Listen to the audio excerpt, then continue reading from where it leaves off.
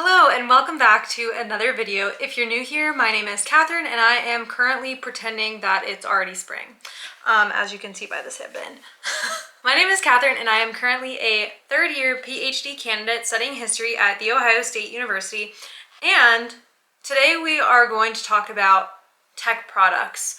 This is not going to be a super long video, but I got a lot of comments on my last video after I mentioned I got a new iPad for Christmas. So I did want to spend a little time talking about how I've been using my iPad over the last month and a half, different applications I've been using, and what my tech setup is currently. Not much has changed over the last 2.5 years since I started my PhD program. I still have a second monitor that I got for under $200 on Amazon that I hook up to my MacBook Pro. My only con about hooking up a secondary or external monitor is my MacBook Pro overheats constantly, and if I have too many windows open, it starts whirring, it just basically overheats and stops functioning. So a lot of you guys know that I hop on a lot of accepted society Zoom meetings throughout the day, which has been great now that I have an iPad because I've just been popping up the Zoom on my iPad so that I can continue working on my computer. Because it used to be if I had the Zoom open on my computer, I couldn't really do a lot of other tasks if it involved like multiple PDF files or the internet or things like that. So it has made my ability to co-work a lot better. And I also recently got this little stand, and for a while I was putting my iPad on it to kind of prop it up a bit, which I was using for the Zoom meetings like so, which you can definitely still do, but it was kind of getting in the way of my external monitor, and also I can just prop it up with the case. So I typically just have my phone on work mode during the day and prop it up over here. I usually have the Forest app going for productivity, and that is just my very basic tech setup. I don't even think you need a MacBook Pro. You can use any type of computer. I think there is sometimes a habit to think that you need a lot of amazing tech to be in academia, which is simply not the case. Don't let that pressure you into getting anything before you actually can afford it financially or before you really decide if that's something you need for you. I'm about to talk about my iPad, but I just want to stress that I went through the first 2.5 years of my program without an iPad, and I made it through my comprehensive exams without one, and it is totally possible to do that. Now that I have one, would I advise you to get one? I think it is a good choice, and I think it would have helped me in bringing notes to class. It is easier to note take on my iPad, and I can just go on the couch easier than I can with my computer and my books. But I just want to stress before I start talking about the iPad that you don't need one. Yes, it is beneficial, but if it's not in your financial budget, don't feel pressured. There are a lot of other apps on the computer that you can still use without needing an iPad. You guys know about Notion. I, in particular, use Microsoft OneNote still for the majority of my note-taking, which is just a system that works for me. So above all else, try out different things, but find a system that works best for you. Now, though, we are going to get into all about my iPad and how I use it to help me work. Okay, so let's jump right into the two apps that I use the most on my iPad.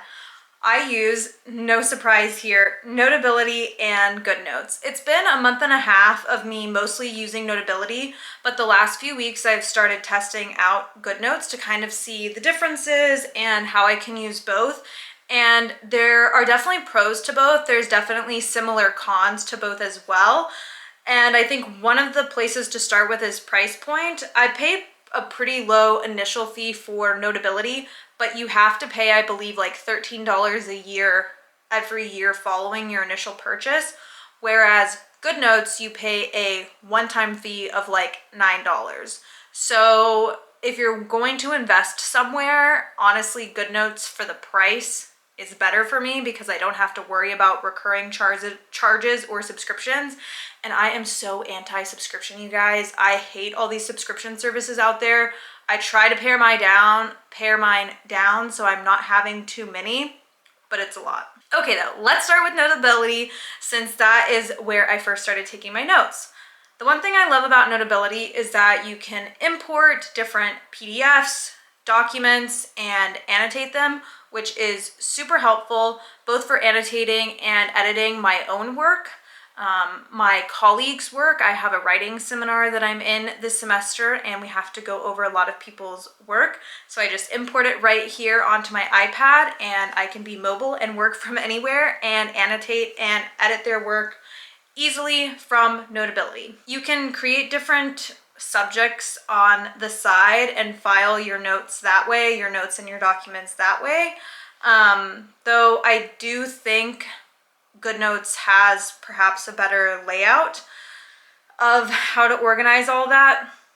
But overall, some of the features that people talk about in Notability that I have found useful is obviously the notebooks. You can just open up a sheet and start taking notes if you have an Apple Pencil or a similar device. And another feature that I kept hearing about is you can circle different different texts and turn it in from your handwriting into like typed text. Now, this feature has not really worked for me. I often take my notes in multiple languages and it just can't pick up two languages at one time. And even when I had just French, I honestly felt like it wasn't doing a good job at taking my words, my handwritten words, and putting it into a typed text. However, it might just be that I have messy handwriting, but I honestly don't think I do, so I don't really know. I don't think that that is such a great feature about Notability. The other thing that I have found in both Notability and Goodnotes, and then I'll move on to Goodnotes, that is a real issue is uploading Word documents. If you're someone like me who is a historian and are using a lot of Word documents that have footnotes, these two programs do not do a good job at including the footnotes once you've imported the file. I think your best bet is to save it as a PDF and then send it to your iPad, which is honestly just frustrating and extra steps that I don't really love. But if you were just to upload the Word document, I found many problems where there would just be huge swaths of like blank spaces where if I would look on my computer, there would be text there. They messed up footnotes, and both Notability and Goodnotes had this issue. So if that's a type of work you want to be doing, just be cognizant that the system does not work super well for that. Okay, let's switch over to Goodnotes really quickly. Goodnotes, I do like that you can have multiple notes open at the same time. For instance, right now I'll just film my iPad later. I have like 4 different tabs open, and even though they're all filed under different folders like school, personal, I can still have them open all at the same time, which is super useful. I also like how you can make both notebooks, which is just like continuous text, or folders where you're filing different documents and handwritten notes on the iPad in each folder, and you can choose to lay it out in whatever way you want, which I think is super helpful, and I really like the organizational aspect of Goodnotes better. So in conclusion of my very brief overview, while I started out using Notability a lot, I think just for the overhead cost of Goodnotes, me never having to pay again, I probably will stick with the upgraded version of Goodnotes, but it means that I kind of have to move some of my files over from Notability. So I will slowly start doing that. But I think both apps are really great. I originally wasn't going to have an Apple Pencil, but I kind of conned my mom out of her Apple Pencil. She offered it up. She said she doesn't use it very much. But the fact that I got an iPad from someone and then someone else gave me an Apple Pencil for Christmas was really just like cherry on top of the cake, icing on top of the cake. I think if you're going to get an iPad for school, you absolutely need to get an Apple Pencil to go with it. In terms of what kind of iPad you should get, this is just a regular iPad. If you're just doing normal work, I don't think you need to invest in like an iPad Pro or like iPad Air Pro or any of those like fancier, more expensive versions, unless you're trying to really make it a second screen or like miniature computer that you're using all the time. I have found that this has enabled me to do so far anything that I have wanted. The last reason I love having an iPad is because I don't like taking my computer upstairs to bed when I go to sleep, because I don't really just like having it up there.